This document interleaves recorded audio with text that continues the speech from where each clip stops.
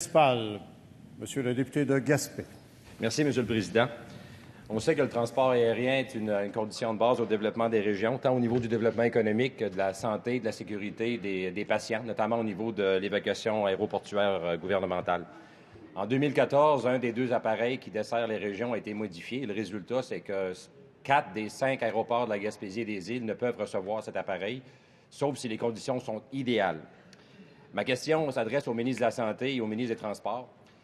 Compte tenu de l'état des pistes en Gaspésie, on sait que 3 gestionnaires de pistes d'atterrissage ont déposé des demandes d'amélioration au gouvernement et sont toujours sans réponse.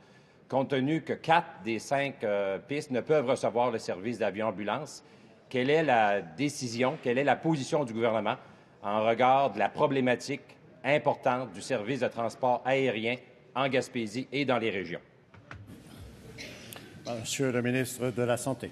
Président, je pense que, d'abord, je comprends très bien la question de notre collègue de Gaspé et je pense que notre collègue fait référence à un sujet qui doit se diviser en 2 parties, puisque les avions ambulances du Québec sont de 2 types. Alors, je le répète, je l'ai dit à plusieurs reprises, nous avons dans notre flotte 2 types d'appareils. Alors, le premier type, qui est un avion biréacté, qui est un Challenger, fait au Québec, et l'autre type, fait aussi par Bombardier, qui est le Dash 8. Le Dash 8 nécessite une piste d'atterrissage qui est, que je qualifierais de standard, et le Dash 8 atterrit partout au Québec, premièrement. Et deuxièmement, c'est l'avion que nous utilisons essentiellement en Gaspésie, aux îles de la Madeleine, parce que le choix de l'avion utilisé dépend de la distance devant être faite dans le plus court délai. Alors, évidemment, quand on va dans le Grand Nord, on prend le Challenger, on en a 2, et quand on va ailleurs, on prend soit le Challenger, soit le Dash 8. Et je tiens à réitérer le fait, Monsieur le Président, que l'appareil que nous utilisons dans la quasi-totalité du temps sont des Dash 8 dans sa région et les pistes peuvent les recevoir. Première complémentaire, Monsieur le député de Gaspé. Monsieur le Président, le problème, c'est qu'à l'aéroport de Saint-Anne-des-Monts, notamment, on a un bloc opératoire à l'hôpital qui a été fermé pendant 20 du temps. Le ministre en est au courant, entre la période de décembre et avril dernier. Et en plus, l'avion-ambulance ne peut atterrir. Un des 2 ne peut atterrir. Et le fameux Dash 8, vous savez, le 12 octobre dernier, a eu un incident avec 8 passagers à son bord.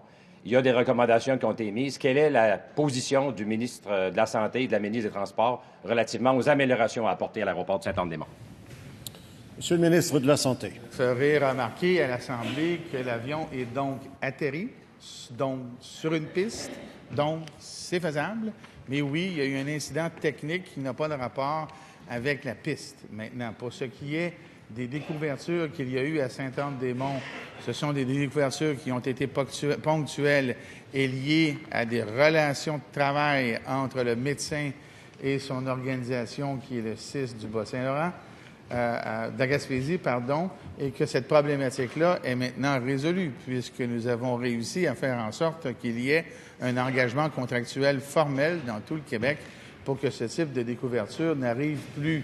Alors, d'un côté, nous avons agi correctement et avec l'autre, nous avons résolu un problème de façon permanente. Deuxième complémentaire, Monsieur le député de Gaspé. Monsieur le Président, la problématique est loin d'être réglée. L'aéroport de Saint-Anne-des-Monts est la plus courte piste au Québec qui est desservie par le service d'avion-ambulance.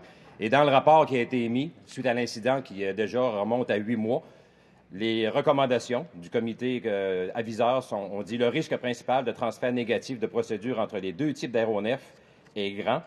Peut seulement être éliminé par la cessation de la double compétence chez les pilotes du service aérien gouvernemental. Est-ce que le gouvernement va régler la problématique, notamment pour l'aéroport de Saint-Anne-des-Monts, suite au rapport émis par... Monsieur le ministre de la Santé. Alors, Monsieur le Président, on a commencé cet échange sur la question de la piste. Alors, nous la terminons sur une question autre. Alors, sur le sujet que nous débattons aujourd'hui, le sujet que nous débattons est l'accès aux services aéroportés d'urgence par le gouvernement du Québec. Alors, j'ai fait la démonstration très claire et très précise que nous disposions des capacités pour le faire dans un délai requis avec une flotte qui, elle est variée et adaptée aux différentes situations. Alors, je pense qu'il y a des problématiques qui peuvent être ponctuelles pour lesquelles les solutions existent et ont déjà été mises en application. Il y aura toujours des situations exceptionnelles, évidemment, mais nous sommes prêts à y faire face en tout temps.